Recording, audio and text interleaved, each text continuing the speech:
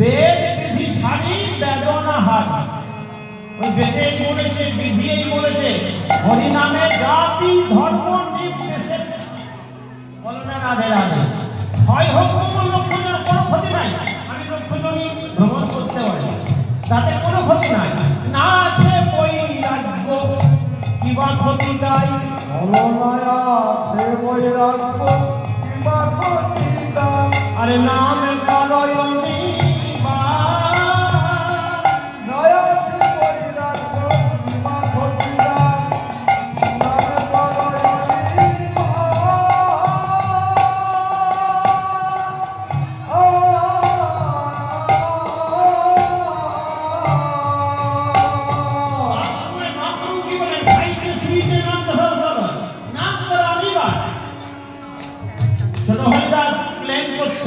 প্রভুর কাছে আবেদন শিকায়ত করছে যে বড় হরিদাস এই রকম করেছে।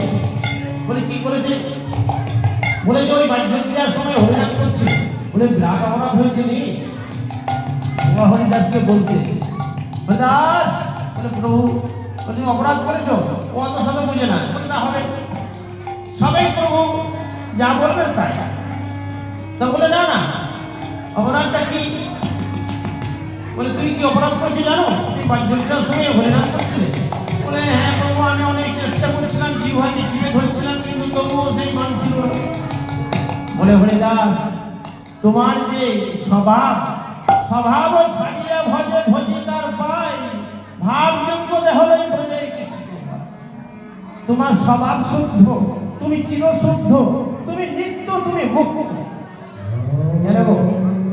স্বয়ং ব্রহ্মা যে সে হরিদাস, আর আমরা ব্রহ্মার সৃষ্ট জীব, তারা মায়ার দাস। তাহলে কি হবে শেষে? উপকার। তাই বলছে না আছে বৈরাগ্য কিবা ক্ষতি তাই নাম করো নিবা। সেই সে বৈরাগ্য ছুটিয়া আসিয়া, এই সে বৈরাগ্য ছুটিয়া আসিয়া লয়ে যাবে তোমার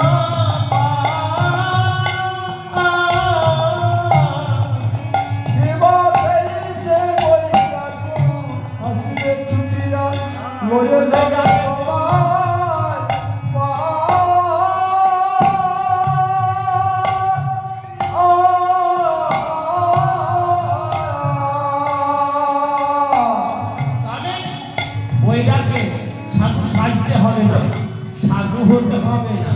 হ্যাঁ গো, শুধু নাম করলে পরে আপনাকে সাধু তৈরি করে দেবে।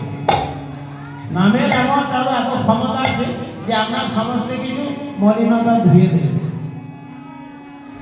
তাহলে এখানে বুঝতে পারছেন উনি এমন মহাজন ছিলেন, তার চিন্তা ভাবনা ছিল যে এইখানে যদি প্রভু আসেন তাহলে প্রভুর কৃপাতে, প্রভুর লীলা, তার খেলা, তার ভজন, তার সাধন, তার প্রতিটা মুহূর্ত সেইভাবে বিতানো হবে। তাই আজ তার স্বপ্ন সার্থক করার জন্য এখানে 64 মহান্তের ভোগের আয়োজন করা হয়েছে।